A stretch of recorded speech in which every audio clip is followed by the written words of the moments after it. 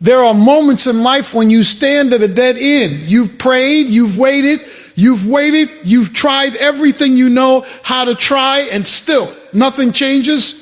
The door won't open. The situation won't move. The burden won't lift. It feels like you've reached the end of the road. But what you call the end, God calls the setup for a breakthrough. See, we often think breakthrough comes when we have options. God says breakthrough comes when you run out of them. Because as long as you still have another plan, another person, another strategy to lean on, you haven't fully leaned on Him yet. And God is not interested in sharing His glory with your backup plans. When there's no way forward, no visible solution, no human explanation, that's when God steps in and does what only He can do. He specializes in making a way out of no way. Not when it's easy, not when it's logical, but when it's impossible. Some of you are frustrated because you've been asking God for a breakthrough, but He hasn't moved yet. Let me suggest something to you. Maybe He's not waiting on the situation. Maybe He's waiting on you, waiting for you to stop trusting what you see and start trusting what He said, waiting for you to shift from panic to faith, from fear to confidence, from fear to confidence. Because breakthrough is not just about God changing your situation, it's about God changing your position. He wants you to stand firm even when everything around you is shaking. He wants you to believe even when there's no evidence. He wants you to trust Him, not because it makes sense, but because He said it. You see, when God brings a breakthrough, He doesn't just fix the problem, He reveals His power.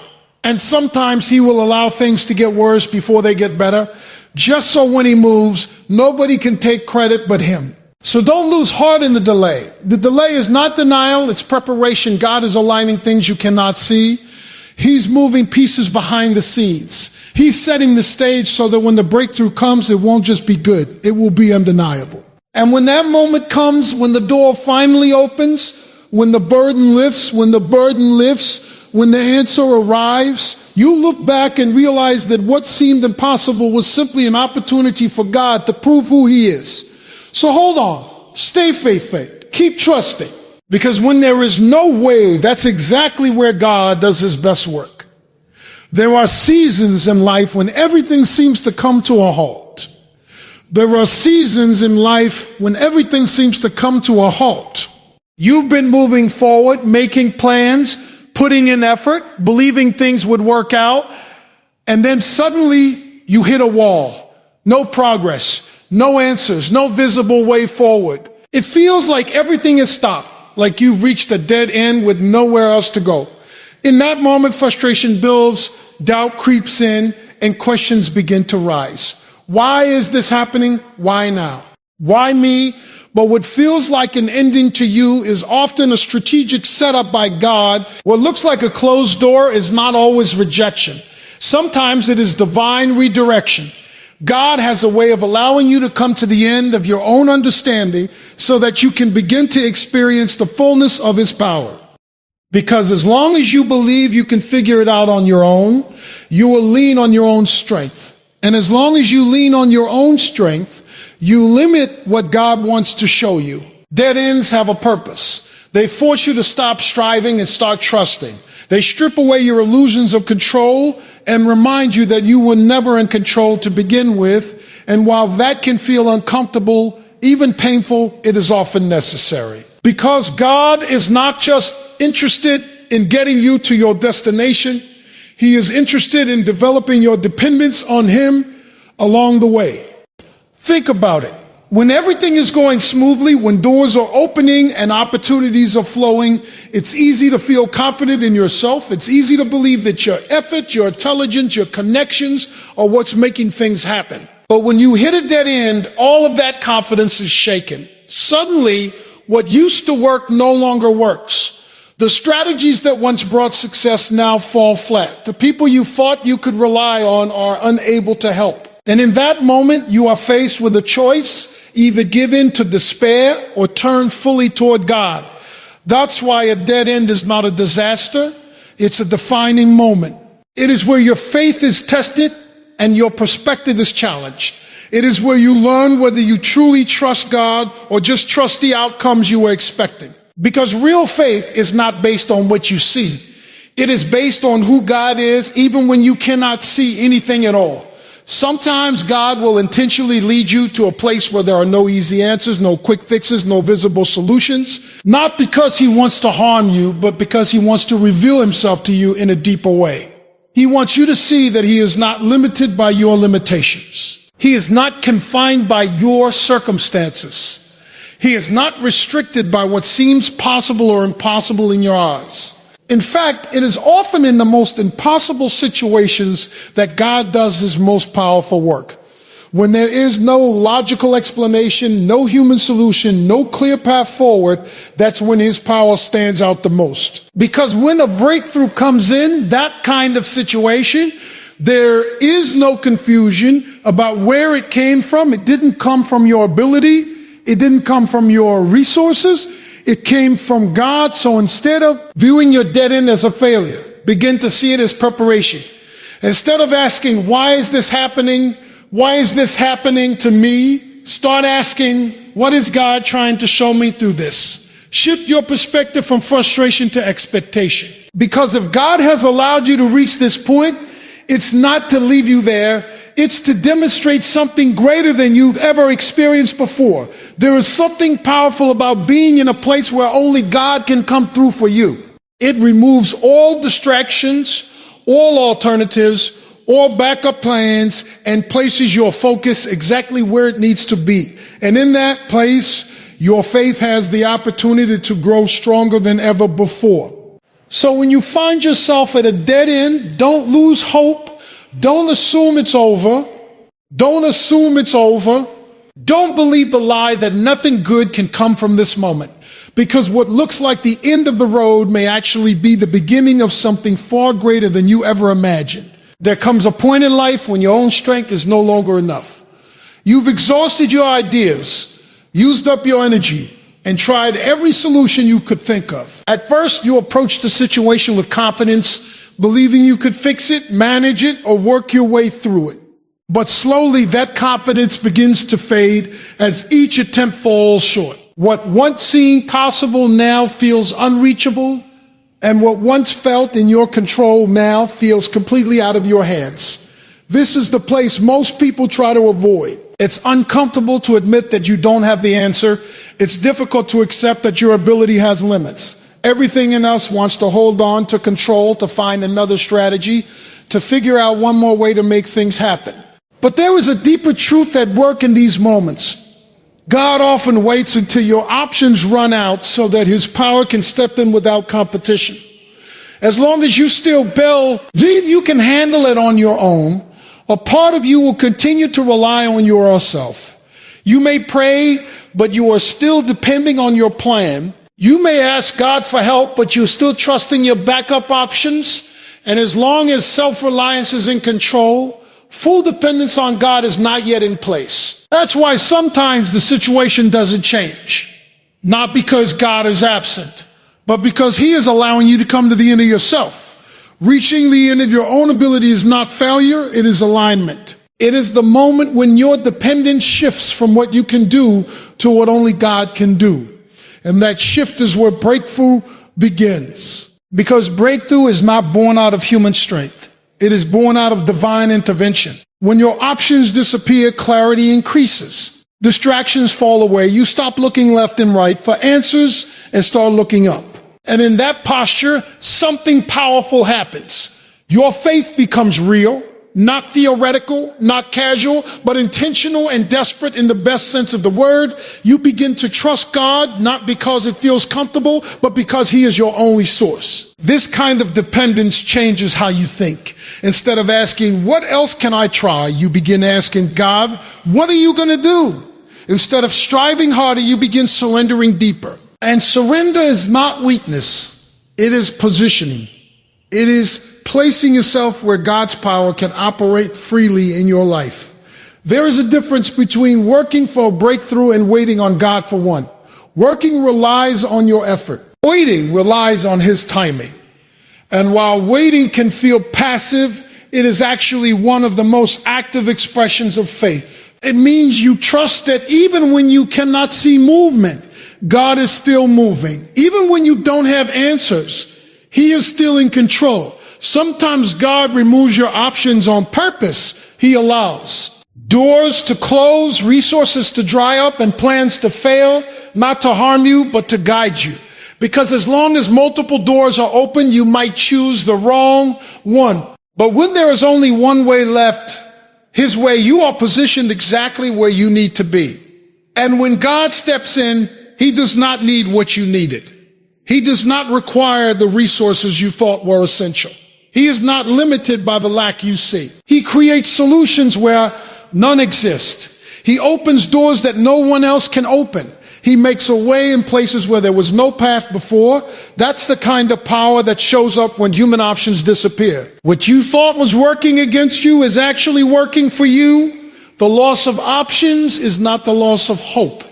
It is the removal of distractions. It is God clearing the stage so that when He moves, there will be no confusion about who made it happen. So instead of fearing the moment when you have nothing left, learn to embrace it. Because nothing left in your hands often means everything is now in God's hands, and there's no safer place to be than there. Fear has a way of speaking louder than anything else when life becomes uncertain. It fills your mind with worst-case scenarios, magnifies every obstacle, and convinces you that what lies ahead is too much to handle. It tells you to step back, to play it safe, to expect less so you won't be disappointed. And if you're not careful, fear will begin to shape your decisions, limit your vision, and weaken your confidence. But fear was never meant to lead your life. It was never designed to be your guide. In fact, fear thrives in the absence of trust. The less you trust, the stronger fear becomes. And the stronger fear becomes, the harder it is to move forward. That's why there has to be a deliberate shift, a conscious decision to stop allowing fear to dominate your thinking and start allowing faith to take its place. Faith is not the denial of reality. It doesn't pretend that challenges don't exist or that difficulties aren't real. Faith sees the same obstacles, the same limitations, the same uncertainties, but it chooses to believe that God is greater than all of them. It's not about ignoring what you see. It's about not letting what you see override what God has said. The battle between fear and faith often takes place in your thoughts. Fear speaks in possibilities of failure, loss, and defeat. Faith speaks in promises, purpose, and hope. Fear says, what if it doesn't work out? Faith says, what if God is already working it out? Faith says, what if God is already working it out? Fear focuses on what could go wrong. Faith focuses on who is in control. Replacing fear with faith is not automatic. It requires intentional effort. It means choosing to believe even when emotions are pulling you in the opposite direction. It means standing on truth even when circumstances seem to contradict it. And sometimes it means taking a step forward when everything inside you is telling you to stay still. There is a moment in every challenging situation where you have to decide which voice you will follow. The voice of fear will always be loud, urgent, and convincing. It will demand your attention and push you toward retreat. But the voice of faith is often quieter.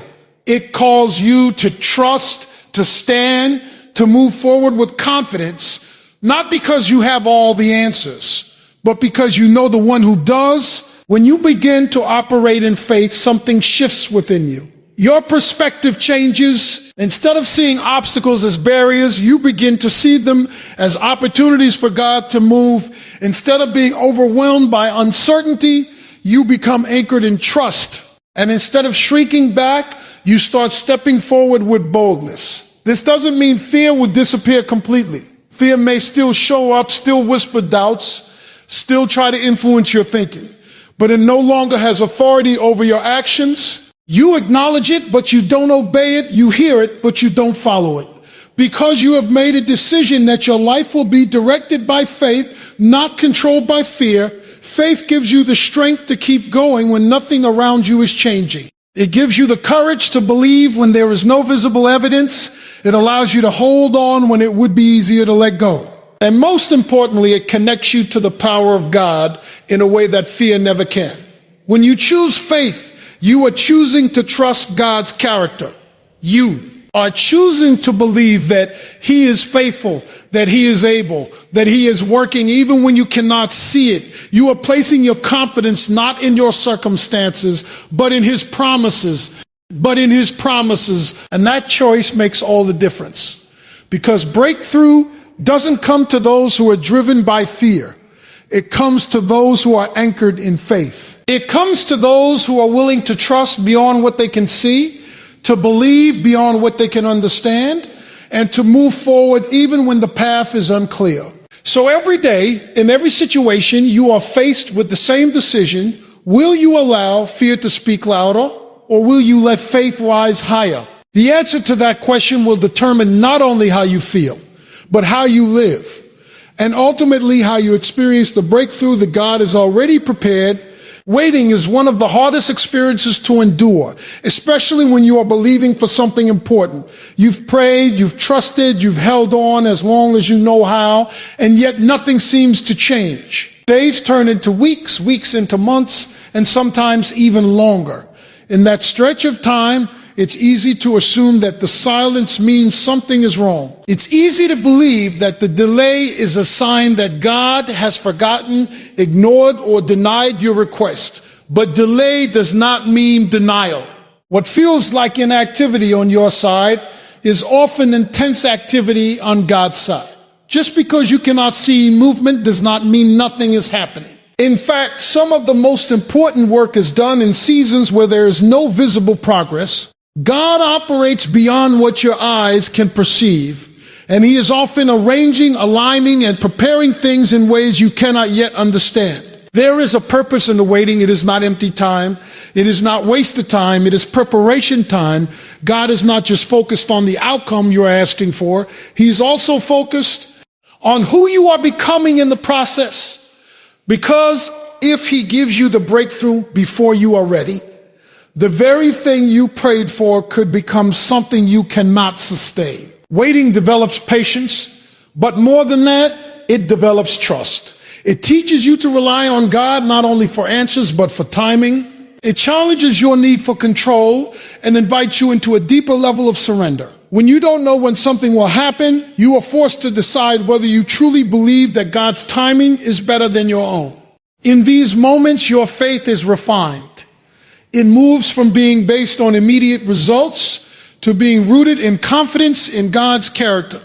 You begin to trust not just what He can do, but who He is. And that kind of faith is stronger, deeper, and more enduring than a faith that only survives when things are moving quickly. Sometimes the delay is not about you, it's about everything around you. There are pieces being put into place, circumstances being adjusted, and people being positioned that you may never fully see. If things were to happen immediately, they would be incomplete. They would lack the fullness of what God intends. So He takes His time, not because He is slow, but because He is precise. It's also important to understand that waiting does not mean doing nothing. Waiting is active, not passive. It is a posture of expectation. It is continuing to pray, continuing to believe, continuing to prepare your heart and mind for what is coming. It is choosing to remain faithful even when there is no visible reward. In the waiting, your attitude matters.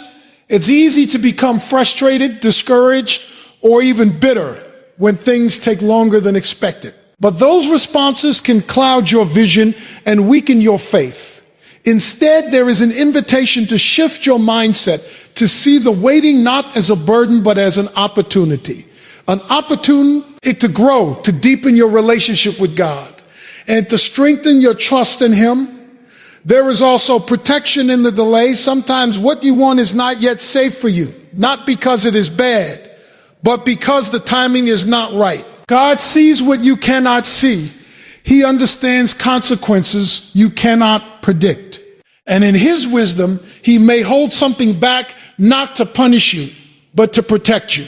And when the moment finally comes, when the waiting ends and the breakthrough arrives, you will realize that the timing was not random. It was intentional. It was exact. Everything will come together in a way that could not have happened earlier. And in that moment, you will not only appreciate the outcome, you will understand the process. The delay will make sense. The waiting will have meaning. And the faith you develop during that time will allow you to step into your breakthrough with strength, confidence, and gratitude, because you will know that it didn't happen by accident. It happened at the right time, in the right way, according to a plan that was greater than anything you could have arranged on your own. When a breakthrough finally comes, there is a tendency to look back and trace it to something you did. You remember the effort you put in, the decisions you made, the persistence you showed, and it's natural to connect those things to the outcome. But there are moments in life when the result is so far beyond your ability, so perfectly timed, and so unexpectedly aligned that you cannot honestly take credit for it. You know deep down that what just happened could only have been the work of God. That is the kind of breakthrough that reveals His power. It is not just about solving a problem or changing a situation. It is about making His presence and authority undeniable. It shifts the focus away from human effort and places it squarely on divine intervention.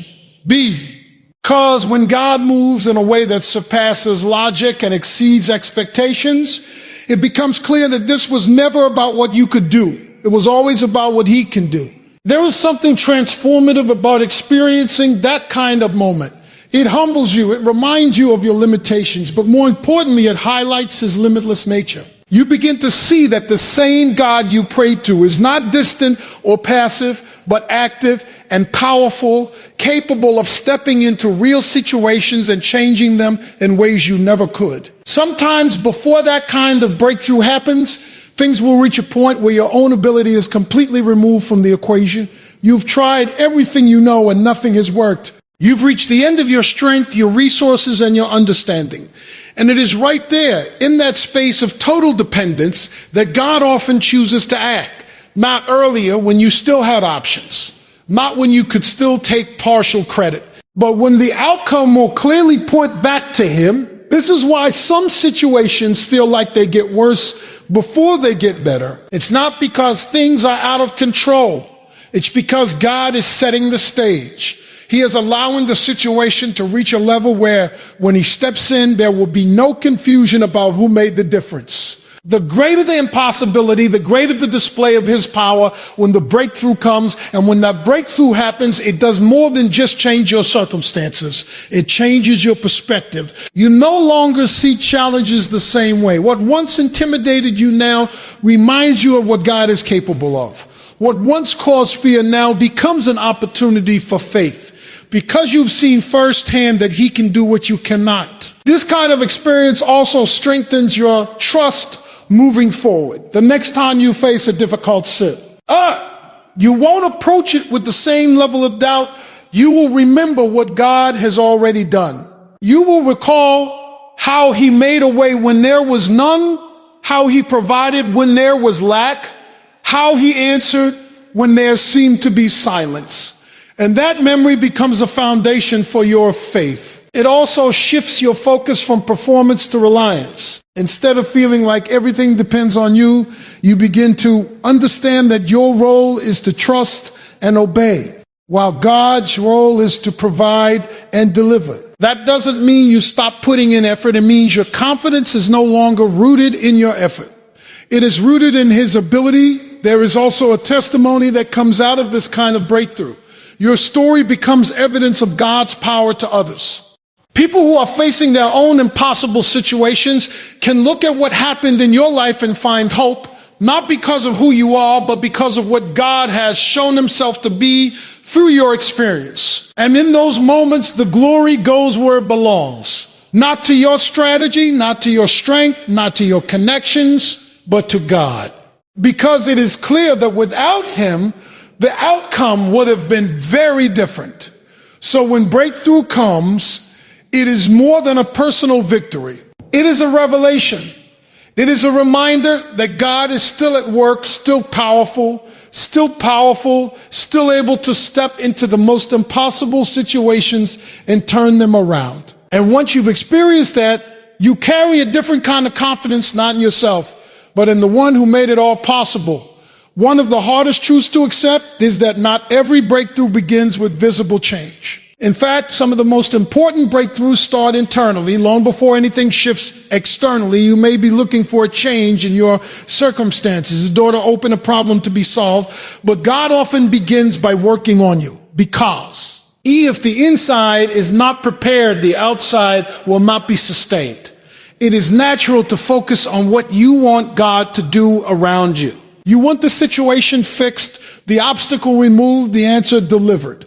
But God's priority is not just to improve your situation, it is to transform your perspective, your character, and your capacity. He is concerned with who you are becoming, not just what you are receiving. There are times when the real limitation is not the situation itself, but the way you see it. Your mindset, your beliefs, and your expectations can either align with God's purpose or resist it. If your thinking is shaped by doubt, fear, or past disappointment, it can prevent you from stepping into what God is trying to do. That's why internal change is so important. It prepares you to recognize, receive, and handle the breakthrough when it comes. Growth often happens in uncomfortable ways. It may involve confronting attitudes you didn't realize were holding you back, letting go of habits that feel familiar, or releasing control in areas where you've always tried to stay in charge. None of this is easy, but it is necessary. Because God cannot pour new things into a life that is not ready to carry them. Sometimes the delay you experience is directly connected to this process of preparation. It's not that God is unwilling to move, it's that He is ensuring that when He does, you are in the right position to handle it. If you were to act too soon, you might mishandle the blessing, misunderstand the purpose, or lose what He intended to give you. There is also a shift that needs to happen in how you define success. If your focus is only on external results, you may miss the deeper work God is doing within you. But when you begin to value internal growth, greater patience, stronger faith, deeper trust, you start to see that progress is happening, even if it doesn't look defiant. Way you expected. This internal breakthrough changes how you respond to challenges. Instead of reacting with frustration or discouragement, you begin to respond with confidence and stability. You are no longer easily shaken by delays or setbacks because your foundation is no longer based on circumstances. It is based on your trust in God. It also affects how you carry yourself in the waiting. You become more disciplined, more focused, and more aligned with what God is doing. You are not just waiting for something to happen. You are becoming someone who is ready when it does happen. And that readiness is what makes the external breakthrough sustainable. There is a maturity that comes from this process. You start to understand that God's ways are not rushed and His timing is not random. Everything He does is intentional, including the work He is doing inside you. And when you embrace that, the waiting becomes less about frustration and more about transformation. You begin to see that the real breakthrough is not just the change in your situation, but the change in you. Because once you are different on the inside, you can handle different things on the outside. You can carry more responsibility, navigate greater challenges, and walk in a deeper level of purpose. And when the external breakthrough finally comes, you will be ready for it. Not just excited about it, but equipped for it. You will have the wisdom to manage it, the character to sustain it, and the perspective to use it in the right way. Because what God has done in you will support what He is doing for you. So instead of resisting the internal work, embrace it. Recognize that God is not delaying your breakthrough. He is developing you for it. And that development is not a distraction from your breakthrough. It is a vital part of it. There is a moment that comes after the struggle, after the waiting, that of the uncertainty when everything finally shifts. The door opens, the answer arrives, the burden lifts, and what once seemed impossible becomes reality. It's the kind of moment you've been hoping for, praying for, holding on for. But what matters just as much as receiving that breakthrough is how you respond once it comes. It is easy to celebrate the outcome and move on, to enjoy the relief and quickly return to normal life. But breakthrough moments are not meant to be temporary highs. They are meant to create lasting impact. They are opportunities to recognize, remember, and realign your life with a deeper understanding of who God is and how he works, gratitude is one of the first and most important responses. Not a casual acknowledgement, but a deep recognition that what has happened is not something you could have accomplished on your own. Gratitude keeps your heart in the right place. It prevents pride from taking root and reminds you that every good thing you experience is connected to God's faithfulness, not just your effort. At the same time, it is important